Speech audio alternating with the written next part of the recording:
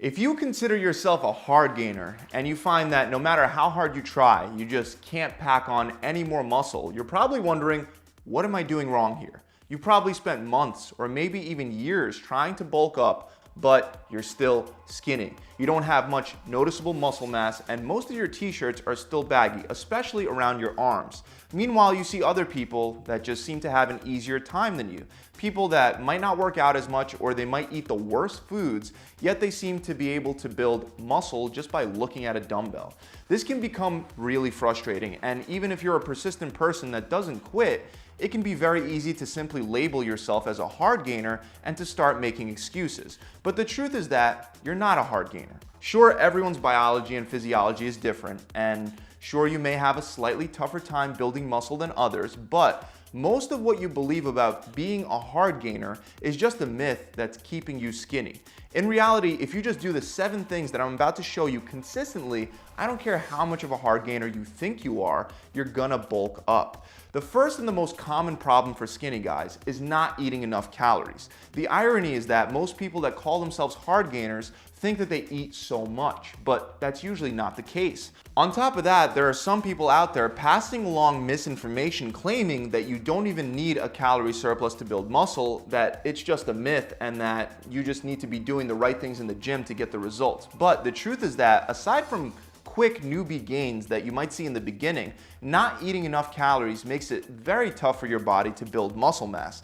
That's because if you're in an energy deficit or even an energy balance, so even if you're at maintenance, there are physiological changes that don't support muscle growth the same way that a calorie surplus would. For example, not eating enough calories increases your levels of AMPK, which is an enzyme that impairs muscle growth.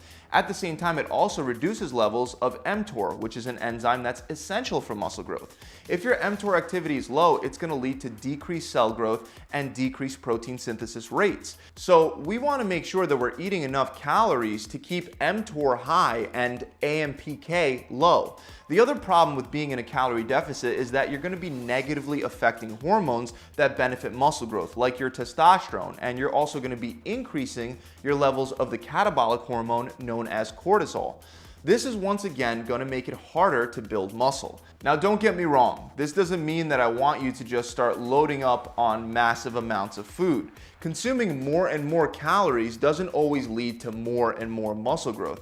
And if you eat too many calories, at some point the extra calories will be stored as fat, and that may be why some people are getting confused and abandoning the entire idea of a calorie surplus.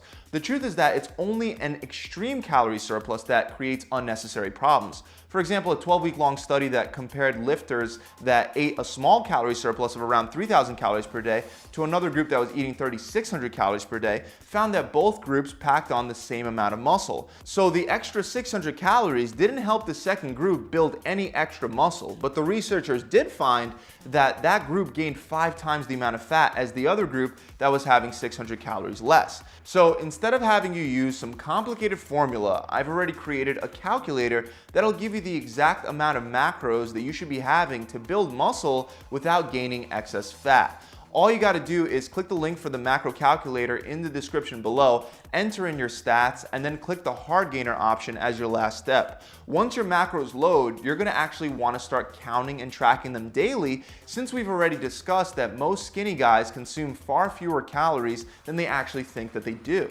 You can use an app like MyFitnessPal to easily do that. Now, you might notice that I recommend a lot of carbs, and that's actually the second tip. If you're a skinny guy struggling to build muscle, increase your carbs. This is because studies show that when you compare very low carb diets to very high carb diets, the high carb groups maintain their strength better, they recover faster from their workouts, and they stay in more of an anabolic muscle building state. One reason why carbs assist with muscle growth is because they help increase testosterone while reducing cortisol. And you don't have to compare a very low carb diet to a high carb diet to see this. A diet that's made up of 30% carbs is by no means a low carb diet, but An even higher carb diet with 60% carbs will still lead to significantly higher free testosterone levels and lower cortisol levels, as you can see in this graph. Another reason why more carbs are favorable for muscle growth is because glycogen is an excellent energy source for lifting heavy weights. Without carbs or with a low carb intake, you're going to reduce the amount of glycogen that's stored in your muscles, which in turn will drop your performance at the gym. You can see this in one study in which participants were carb depleted before training. Once their glycogen stores were low, the number of reps that they could do on a bunch of different exercises dropped significantly. The good news is that the opposite is also true. If you enrich your diet with carbs, your muscles will have enough energy to be able to train harder in the gym and to make faster progress with progressive overload. This is actually another common reason why skinny guys have trouble gaining mass. Even though they do hit the gym workout after workout, they fail to apply progressive overload. In other words, they don't consistently place a higher and higher level of tension on their muscles. Instead, they constantly do what their body is already used to and comfortable with, which sends their body a signal that there's no need to improve since the muscles have already adapted to that particular level of stress. The reality of the matter is, if you want to build muscle, it's essential that you apply progressive overload. And you can do that many different ways, but the most effective way is by gradually increasing the amount of weight that you're lifting. Not only is it easy to track progress this way, but it'll also be a potent way to force muscle growth because there's a close relationship between strength and muscle mass. One study in particular found that there's an almost linear correlation between chest size and 1 rep max strength on the bench press. So if you want to get bigger pecs, you should aim to up the amount of weight that you're lifting on the bench. Now, this doesn't just apply to your chest. Research on powerlifters show that the primary difference between muscular and less muscular lifters is how strong they are. The stronger a lifter is, the more muscle mass they tend to carry.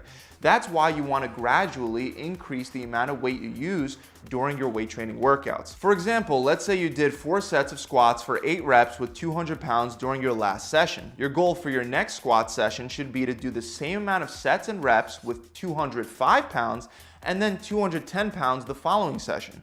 While this may sound easy in theory, it's very unlikely that you'll be able to move up 5 pounds for every single session without ever hitting a plateau. But the goal should always remain the same. So if you are stuck, you can start doing things like undulating periodization, where you would cycle your rep range during each workout. A low rep range like 3 reps would allow you to use a lot heavier weight and build strength, while a higher rep range above 10 reps will make your body more efficient at clearing out lactic acids, helping you feel less fatigued.